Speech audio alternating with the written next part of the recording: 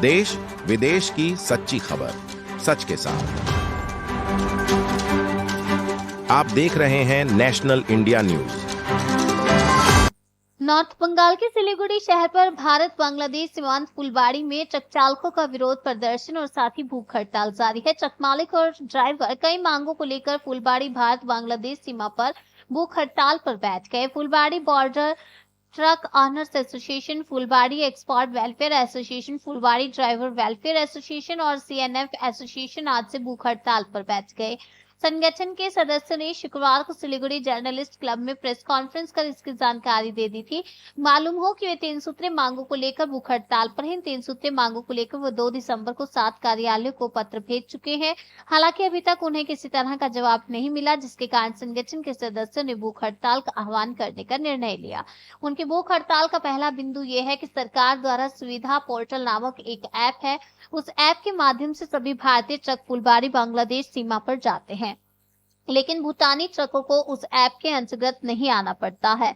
इसलिए वे सुविधा की मांग करते हैं कि ट्रकों को भी पोर्टल के अंतर्गत लाया जाना चाहिए, अन्यथा भारतीय ट्रक इस पोर्टल के ऐप के अंतर्गत नहीं आएंगे। इसके अलावा दूसरे दावे के रूप में उनका विस्फोटक आरोप ये है कि भूटानी ट्रक अवैध रूप से संशोधनों के साथ जियागा से फुलबाड़ी बांग्लादेश सीमा में प्रवेश कर रहे हैं। उन्होंने आरोप लगाया कि 10 पहिया ट्रकों को 16 पहिया वाहनों में संशोधित किया जाता है और फुलबाड़ी बांग्लादेश सीमा में प्रवेश करते हैं और वहां से अवैध रूप से बांग्लादेश चले जाते हैं। प्रशासन को शिकायतकर्ताओं की मांगों का जवाब देना होगा। ऐसा क्यों हो रहा है? प्रशासन को भूटानी ट्रकों की ओवरलोडिंग रोकने की उनकी अंतिम मांग पर नजर रखनी होगी। मूलतः इन्हीं 3 कारणों को लेकर ये भूख हड़ताल जारी है।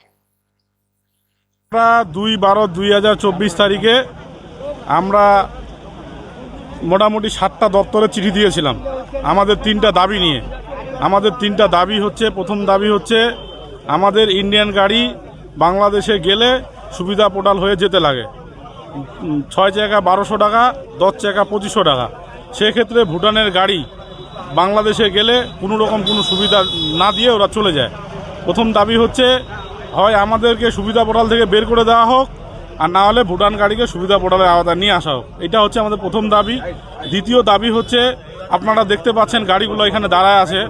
একটা 10 চাকা গাড়ি 14 চাকা 16 চাকা মডিফাই হয়ে বাংলাদেশে কি করে যায়, এটা আমরা প্রশাসনের কাছে জবাব চাই। তৃতীয় দাবি হচ্ছে আপনারা দেখতে পাচ্ছেন গাড়িগুলো সব দাঁড়ায় আছে ওভারলোডিং মাল নিয়ে। এই হচ্ছে আমাদের তৃতীয় দাবি। আমরা তৃতীয় দাবি নিয়ে প্রথমে চিঠি করেছিলাম 2/12/2024 তারিখে, আমরা কোনো রকম কোনো রিপ্লাই পাইনি। তারপরে আমরা 20/12/2024 তারিখে আবার ওই সব দপ্তরে রিমাইন্ডার চিঠি করি, তারপরেও আমরা কোনো রকম কোনো সুরাহা পাইনি। এই মতে আমরা সিদ্ধান্ত নিয়েছি যে আমাদের 3টা দাবি যতক্ষণ প্রশাসনের তরফ থেকে কোনো রকম কোনো আশ্বাস বা সুরাহা আমাদের হবে না, আমরা আজকে থেকে আমরণ অনশনে বসলাম।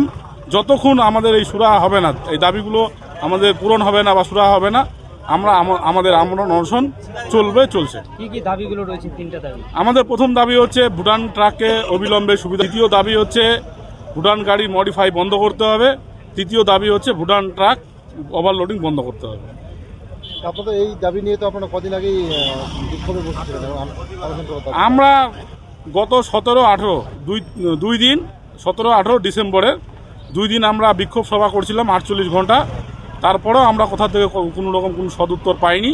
তাই বাধ্য হয়ে বারবার চিঠি করার পরে কোনো রকম কোনো সুরাহা না পেয়ে আমরা বাধ্য হয়ে আমরা অনশনে বসতে বাধ্য হলাম। এই যে আপনারা পিছন থেকে দেখতে পাচ্ছেন ভুটান গাড়িগুলো দাঁড়ানো অবস্থা রয়েছে, আপনারা ভুটান গাড়ি আটকে বর্তমানে বিক্ষোভ চালাচ্ছেন। আপাতত আমাদের যতক্ষণ আমাদের এই 3টা দাবি কোনো রকম কোনো সুরাহা হবে না বা কোনো রকম কোথা প্রশাসনের কাছ থেকে আমরা কোনো রকম কোনো আশ্বাস পাবো না, আমরা ভুটান গাড়ি এভাবে বন্ধ করে আমরা আমরণ অনশনে বসব।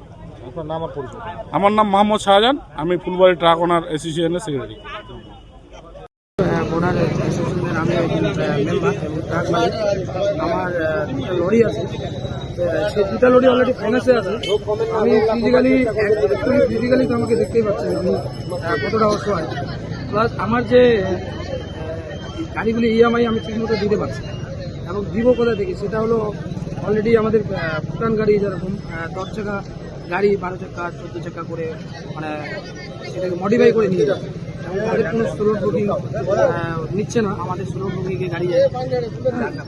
এবার আমার মতো যদি ছেলে এইখানেই এই মানে কোর্টের উপর নির্ভর করে চলছে। আমার দুটো ছেলে, একটা মেয়ে, ছেলে। তা আমি বাইরে তো কোথায় চলে বেড়ে খেতে পারবো না, কিন্তু আমার এই বর্ডারের উপর নির্ভর করে আমি চলছি। আমি পুলিশ প্রশাসনকে আমি একটাই বলবো যে আমাদের সেক্রেটারি কী নাম, মোহাম্মদ শাহজাহান, যিনি বললো এই আমাদের দাবিগুলি যেন আমাদের পুনরায় আমরা যেন পাই, এবং প্রশাসনকে বলবো। এবং আমি উপর মহলও আমাদের যে মুখ্যমন্ত্রী মমতা ব্যানার্জি, তাকেও আমরা অনুরোধ করবো যেন আমাদের এই যে আন্দোলন বা আমাদের এখানে আন্দোলন হচ্ছে বা আমরা অনেক জায়গায় চিঠি করছি, এইগুলিকে যেন একটু ফুটিয়ে দেখা হয়। আর ভুটান কী করে আনলিগালভাবে বাংলাদেশে প্রবেশ করছে সেটাও একটু আমি প্রশাসনকে দেখতে বলবো, এবং কাস্টমকেও বলবো যে এগুলি যেন তারা দেখে। কারণ আমরা এখানকার স্থানীয়, আমরা এখানে সবাই কেউ বন্ধন তুলে, কেউ লোন করে, আমরা সবাই এই বর্ডারের উপর নির্ভর করে চলছি, কিন্তু আমাদের ইন্ডিয়ান গাড়ি আমাদের হচ্ছে না এবং আমাদের ইন্ডিয়ান গাড়ি যাচ্ছে না। এটাই আমি বিশেষ কিছু বলবো না। পুলিশ প্রশাসন যেন বা মমতা দি, আমি তার কাছে অনুরোধ করবো যেন আমাদের এই ফুলবাড়ি বর্ডারে একটু